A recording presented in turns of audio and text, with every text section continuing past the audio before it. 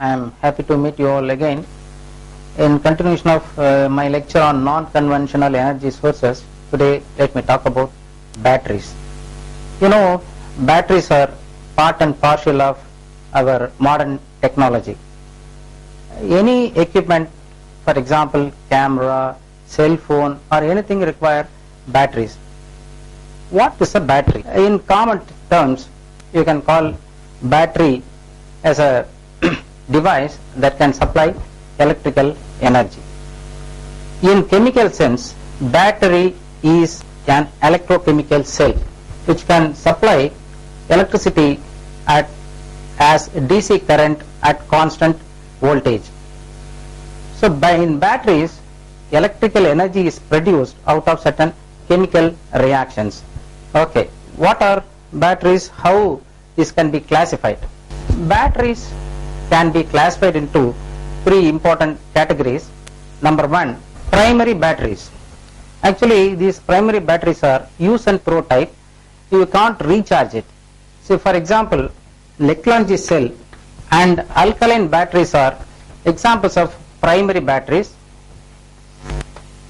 I can show you an ordinary battery. So, this is called Leclanché. Usually, we use this battery cell for various purposes. This is a use and throw type cell. This is sincerely called, it is zinc carbon battery or zinc ammonium chlorine battery.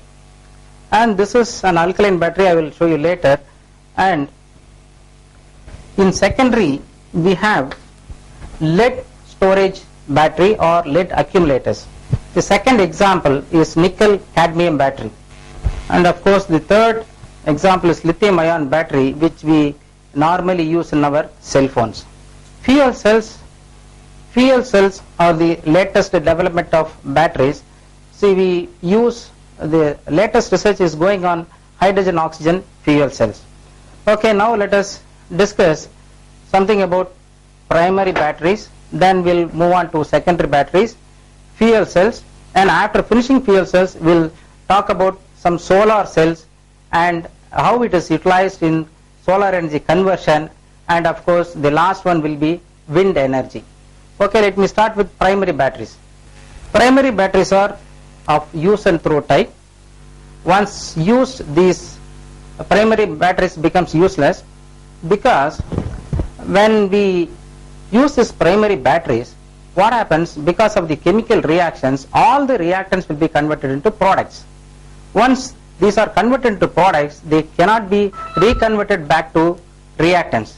Therefore, once these reactions are over, these batteries become dead. Therefore, they are useless. You have to throw them away.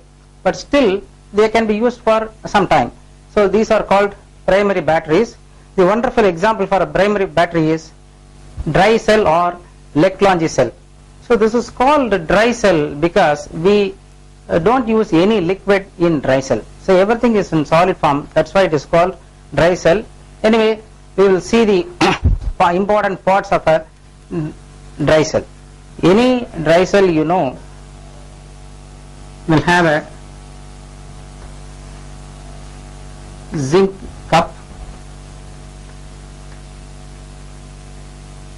and this is metal cap. Any battery, any dry type battery or any electrochemical cell for that matter will have three important components. Number one is an anode. Number two is cathode, and number three is electrolyte. Generally, in an electrochemical cell, anode will be negatively charged. Remember, this sign convention is different from electrolytical cells. In electrolytical cells, we use positive charge for anode. In electrochemical cells, we use negative sign as anode, and for cathode it is positively charged. And electrolyte will be a mixture of various solutions. Here it is ammonium chloride, zinc chloride solution will be the electrolyte. Of course, you will be having some graphite powder along with zinc chloride and ammonium chloride. The carbon graphite is the cathode we use here. Of course, it is going to conduct only electricity. The main function is due to MnO2, which is present along with electrolytic solution. This MnO2 will function very important role. Okay. In an electrochemical cell or even an electrolytic cell, there are two important reactions that are going on. The first reaction is oxidation. Oxidation is loss of electrons. In electronic concept, oxidation is a process in which electrons are lost. For example, when zinc is oxidized, it will form zinc 2 plus ion and 2 electrons. Here, a loss of electrons are involved, therefore this is called oxidation. Loss of electron, oxidation. Some chemical reactions, gain of electrons will take place. This is called reduction. So in this reaction, MnO2 is converted into Mn2O3. So MnO2 gains 2 electrons. MnO2 gains 2 electrons to form Mn2O3 and 2 OH minus. So this involves gain of electrons.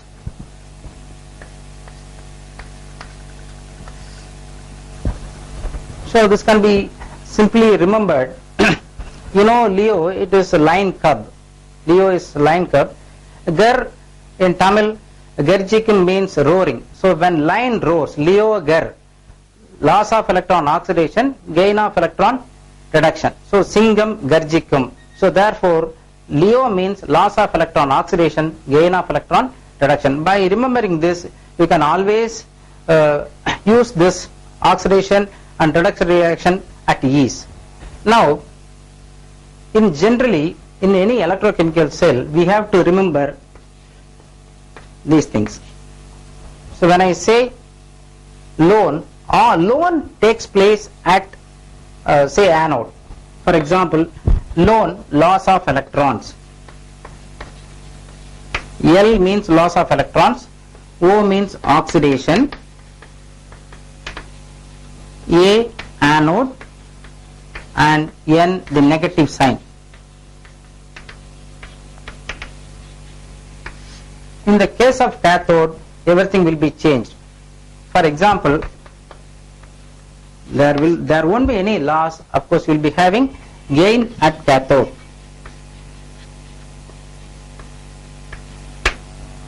Instead of oxidation, we can have reduction. This is nothing but cathode, and the sign will be positive. So this is a small introduction regarding electrochemical cells. Now let us go directly to the chemical reactions that are taking place in a dry cell. So as I informed you earlier, chemical reactions are important for bringing electrical energy in an electrochemical cells. So let us describe what are the chemical reactions that are taking place in a dry type Leclanche cell. For example, at anode, you know, it is zinc giving out electrons. So therefore, zinc becoming zinc 2 plus and giving out electrons, loss of electron, oxidation. Oxidation takes place at anode.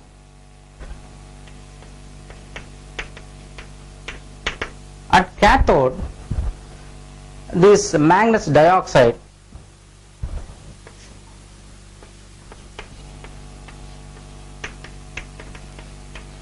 takes up both the electrons to form Mn2O3 2OH minus. In fact, the reactions taking place at cathode are little bit complicated, so I can explain. In MnO2, it is being reduced. Therefore, the oxidation state of manganese is reduced from +4 to +3. When there is reduction in oxidation state, there is a decrease in oxidation state, we will call them reduction reactions. Okay, so once this OH minus formed, react with the ammonium plus present in the electrolytic solution to form ammonia and H2O. Once this ammonia is formed, now it can react with forming a coordination complex. So at anode, zinc giving 2 electrons to form zinc 2 plus. At cathode, MnO2 is converted to Mn2O3 with the production of OH minus ions. This OH minus ion will react with ammonium ions formed in the present in the electrolyte to form 2 ammonia and water. This ammonia reacts with the chloride ions of the ammonium chloride and zinc 2 plus produced to form a coordination complex. So the net reaction is going to be like this. This is the net reaction that is taking place in a Leclanche cell. You can cancel common compounds or ions present in the either side. Zinc 2 plus can be cancelled.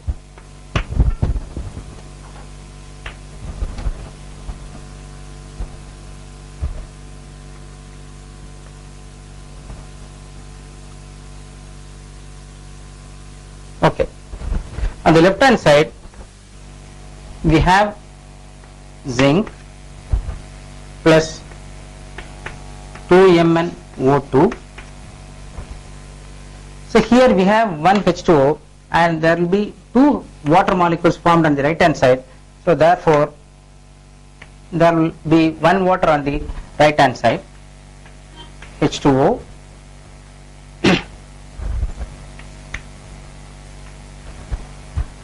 This is the net reaction taking place in an ordinary cell, electrochemical cell, that too in the dry type Leclanche cell. Zinc MnO2 plus 2NH4 plus giving 2Cl minus giving water Mn2O3 and zinc coordination complex. You get lot of energy also. So the energy, the voltage that you get out of this battery is 1.5 volt. So in ordinary dry type battery we get 1.5 volt voltage out of this battery. So coming to the advantages, disadvantages and uses of this dry type battery. The advantages: number 1, it is cheap. Number 2, it is safe to use.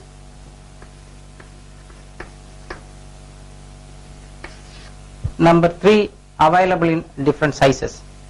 Coming to the disadvantages, as you would have been noticed, ammonium ions are present in the solution and zinc is also present in the cell. So this zinc can react with acidic ammonium ions. Ammonia can be cleaved into ammonium ion can be cleaved into ammonia and H plus. Zinc can react with this H plus. Therefore, even when you don't use this battery, this cell, the zinc may get dissolved. So there is going to be shorter shelf life. So this is the first disadvantage. Number 2, when current is drawn so rapidly, the system may have a voltage drop. So you cannot expect 1.5 volt out of this battery, you may get little less. So these are the advantages and disadvantages. Coming to the uses, you of course you know these type of cells are used in clocks, toys, torches, etc. So this is the ordinary 1.5 volt dry type Leclanche cell. Now we pass on to another battery called alkaline battery. So what is the need for developing an alkaline battery? See, I told you in dry type what happens when zinc is present along with this acidic solution, it gets dissolved. So to overcome this defect and difficulty, we have developed alkaline batteries. In alkaline batteries, no ammonium chloride is used, but we use only potassium hydroxide.